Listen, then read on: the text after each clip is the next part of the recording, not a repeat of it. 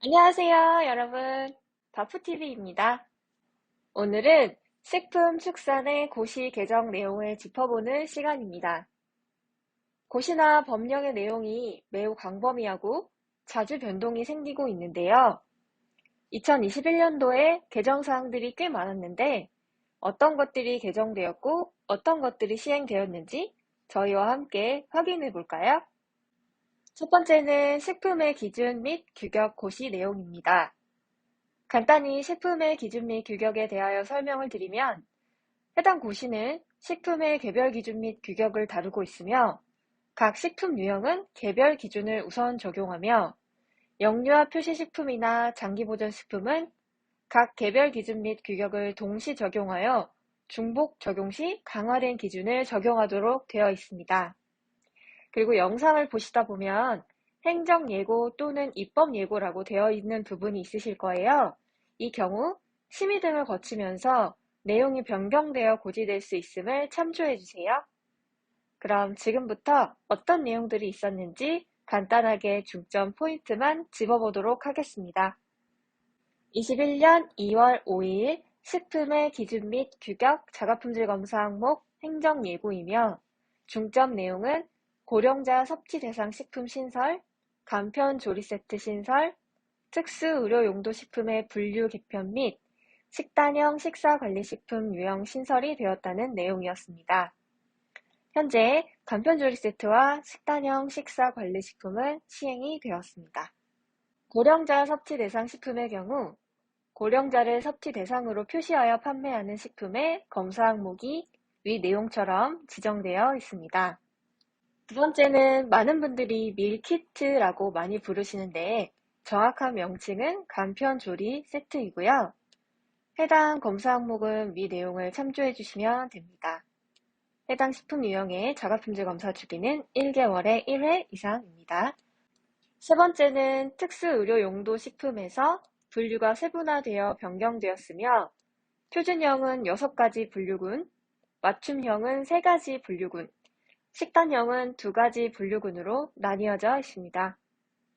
다음은 21년 3월 12일 축산물의 자가품질 검사 규정 행정예고이며 포장육의 자가품질 검사 항목 및 검사와 관련된 세부사항을 정비한 내용입니다. 현재 기준 해당 내용은 시행되고 있습니다. 포장육에 대한 자가품질 검사 기준이 명확하게 매월 1회 이상으로 변경되었으며 장출혈성 대장균 검사 항목이 추가되었습니다. 단, 분쇄육에 한해서만 해당 검사를 진행합니다. 다음은 21년 3월 25일 식품의 기준 및 규격 일부 개정 고시이며 기존의 보존 및 유통 기준의 내용이 혼재되어 있는 것이 단순 나열로 개편되고 횟감 등 즉석 섭취 수산물 및 적개급소의 조리식품에 비브리오 폐혈증균 및 콜레라 규격이 신설되었습니다. 비브리오와 콜레라 규격의 적용은 올해 4월 예정입니다. 다음은 21년 3월 30일 식품의 기준 및 규격 행정예고이며 아플라톡신 기준규격 재평가 결과를 바탕으로 산양류의 아플라톡신 M1 기준이 신설되었습니다. 아플라톡신의 경우 총 아플라톡신과 아플라톡신 M1이 있습니다. 현행은 원유 및 우유류였던 것이 추후 원유, 우유류와 산양류, 주재유류로 분류가 개정이 될 예정입니다. 시행 예정일은 4월입니다. 다음은 21년 6월 29일 식품의 기준 및 규격 일부 개정 고시이며 잔류형 물질 목록 관리 제도에 관한 내용은 24년 시행 예정입니다. 식용 곤충별 중급속 기준을 곤충 전체로 통합 설정한 내용은 이미 시행이 되어 있습니다. 이전에는 갈색 거저리 유충, 쌍별 귀뚜라미, 장수풍뎅이 유충, 흰 점박이꽃 무지 유충에 한해서만 적용이 되었다면 이제는 식용곤충이라면 모두 적용이 됩니다. 검사 항목은 납, 카드뮴, 무기비소입니다. 다음은 동일하게 21년 6월 29일 식품의 기준 및 규격 일부 개정 고시 내용이며 식품 유형 분류 원칙 및 정의가 신설되었으며 식염중, 황산이온 규격이 삭제되고 정제 형태 제조 가능한 식품이 음료 베이스에서 음료류로, 복합 조미식품과 식염에서 조미식품으로 확대되었습니다. 수분 15% 이하 실온 제품은 냉동으로 유통 허용이 가능해졌으며 해당 내용을 제조업자가 표시한 후 허용됩니다. 통병조림 또는 레토르트 식품 정의에 장기의 개념을 추가하였고 12개월을 초과하여 실온에서 유통하는 식품으로 한정되었습니다. 12개월 미만 또는 냉장 유통 통병조림과 레토르트 포장 멸균 제품은 일반 멸균 제품과 동일한 위생 규격을 적용하고 세균수는 M5, C0, M0을 적용합니다. 다음은 21년 6월 30일 식품의 기준 및 규격 행정 예고이며 식육 간편조리 세트 신설입니다. 해당 내용은 시행되었으며 간편조리 세트가 식품이라면 식육 간편조리 세트는 축산물의 함량에 대한 비중이 높습니다. 주 원료는 식육 또는 식육 가공품이며 조리되지 않은 손질된 농수산물과 가공식품 등으로 구성된 제품이면서 구성 재료 중 육 함량이 60% 이상, 분쇄육은 50% 이상인 제품을 말합니다. 검사 항목은 대장균, 황색포도 상규균, 살모넬라, 장출혈성 대장균입니다. 장출혈성 대장균은 가열조리하지 않고 섭취하는 농축수산물이 함유된 제품에 한하여 검사를 진행합니다. 다음은 식품위생법 시행규칙인데요. 식품의 기준 및 규격 내용은 아니나 즉석 판매 제조 가공업의 검사 대상이 나와 있는 내용이므로 한번 살펴보도록 하겠습니다. 21년 9월 30일 식품위생법 시행규칙 입법 예고이며 즉석 판매 제조 가공업의 자가품질 검사 대상이 현행은 즉석식품은 즉석섭취식품, 즉석조리식품이나 추후 시행은 신선 편의식품과 간편조리 세트도 추가된다는 내용입니다. 각 식품 유형이 추가되면 식품의 기준 및 규격에 있는 개별 기준을 적용하여 검사 진행이 되며 검사 항목은 보이시는 내용입니다. 다음은 21년 9월 30일 식품의 기준 및 규격 행정 예고이며 자연치즈를 치즈로 변경, 치즈와 가공치즈의 정의를 변경한다는 내용과 크릴류의 지방산 규격 및 관련 시험법 신설 내용입니다. 치즈 관련 내용은 24년 시행 예정이며 치즈의 정의는 원유 또는 유가공품에 유산균, 응유요소, 유기산 등을 가하여 응고시킨 후 유청을 제거하여 제조 가공한 유고영분 18% 이상의 것을 말합니다. 다만 응고 공정 이후 추가된 유고용분은 제외. 또한 유청 또는 유청에 원유, 유가공품 등을 가한 것을 농축하거나 가열 응고시켜 제조 가공한 것도 포함한다. 다만 가공치즈에 해당하는 것은 제외로 변경이 되고 가공치즈는 치즈를 원료로 하여 가열, 유화 공정을 거쳐 제조 가공한 것으로 원료 치즈율의 유고용분 18% 이상의 것을 말한다로 변경됩니다. 크릴류는 지방산 규격 및 관련 시험법이 신설되며 검사 항목은 리놀레산, 미르스트산입니다. 다음은 21년 11월 5일 축산물의 자가품질 검사 규정 행정 예고이며 앞전에 15페이지에서 보셨던 식육 간편 조리 세트 신설에 대한 내용입니다. 이전에 다루어 드렸으니 넘어가 볼게요.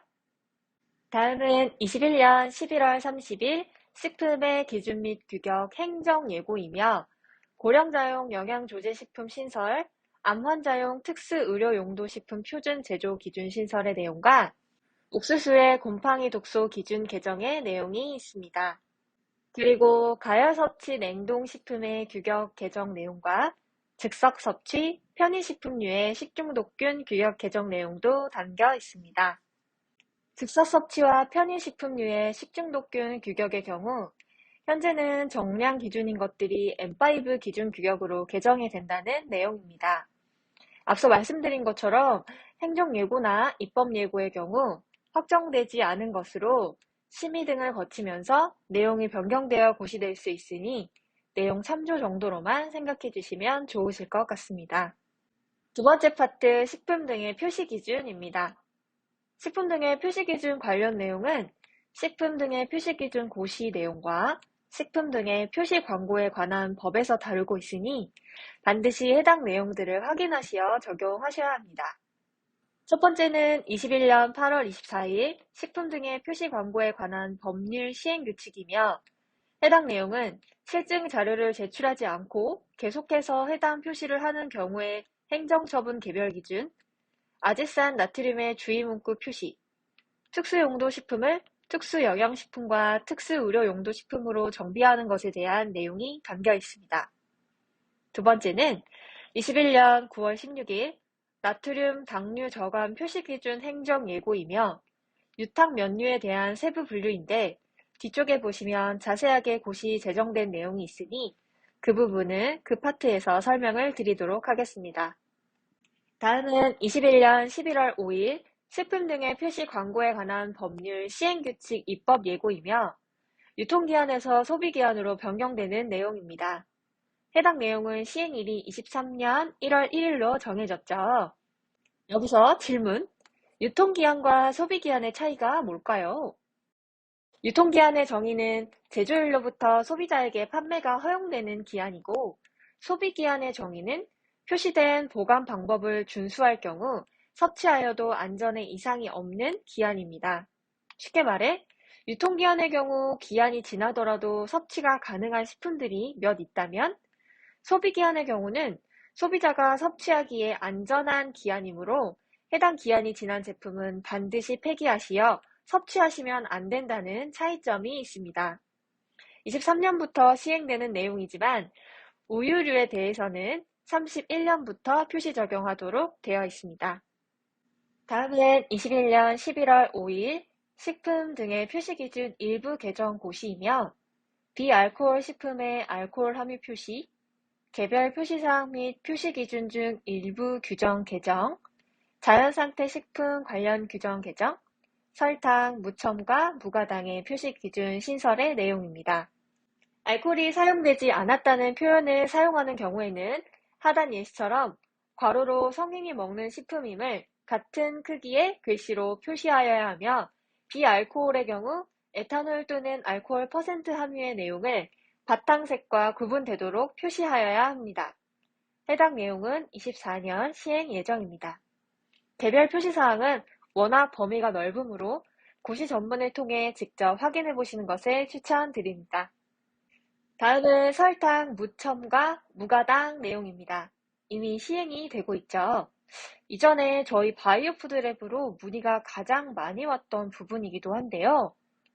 해당 내용의 고시가 없었다가 이번에 시행이 되면서 이 부분을 활용해서 표시사항을 작성하시는 분들이 많이 계실 거라고 생각됩니다.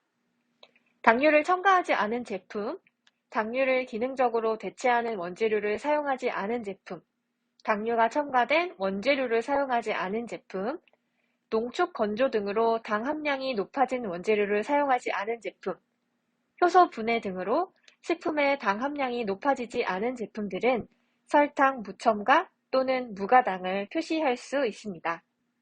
마지막 장이네요. 이번 내용은 21년 11월 10일 식품 등의 부당한 표시 또는 광고의 내용 기준 일부 개정 고시이며 앞서 안내드린 설탕 무첨가 기준에 대한 내용이 반영되었고 천연 또는 자연의 광고 중 상표법에 등록된 표현은 제외되는 내용, 색소 무첨가 등의 기준들입니다. 두 번째, 천연 또는 자연의 광고는 상표법에 등록된 표현은 제외이나 제품명으로는 사용하실 수 없습니다. 해당 내용을 참조하시어 제품 제조하시기 바랍니다. 관련 내용은 식품 등의 표시 광고에 의한 법률에 보면 기재가 되어 있습니다. 21년 12월 10일 내용은 나트륨 당류 저감 표시 기준 고시 제정이며 유탁 면류에 한하여 국물형, 비국물형으로 나뉘어져 있으며 용기형과 봉지형도 나뉘어져 있습니다.